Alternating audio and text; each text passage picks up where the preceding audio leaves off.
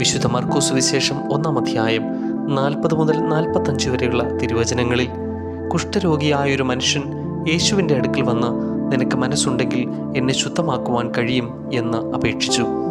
പലരുടെയും ഭിക്ഷ കൊണ്ട് മാത്രം ജീവിച്ച് പോയവനാണവൻ. ഇഷ്ടമുള്ള ആഹാരമോ വസ്ത്രമോ സ്വീകരിക്കുവാൻ കഴിയാതെ പോയവൻ. അന്നുവരെയും ജീവിതത്തിൽ ദുഃഖവും നിരാശയും പേറി നടന്നവൻ. സന്തോഷ നിമിഷം എന്താണെന്ന് ജീവിതത്തിൽ അറിയാതെ പോയവൻ. അവൻ്റെ വാക്കുകൾ കേൾക്കുവാൻ ആരുമില്ല. അവൻ്റെ നൊമ്പരങ്ങൾ അറിയുവാൻ ആരുമില്ല. അവൻ്റെ ആവശ്യങ്ങൾ കേൾക്കുവാൻ ആരുമില്ല. യേശു ആകട്ടെ മനസ്സെലിഞ്ഞ് കൈനീട്ടി അവനെ തൊട്ട്, മനസ്സുണ്ട്, ശുദ്ധമാക എന്ന് പറഞ്ഞു.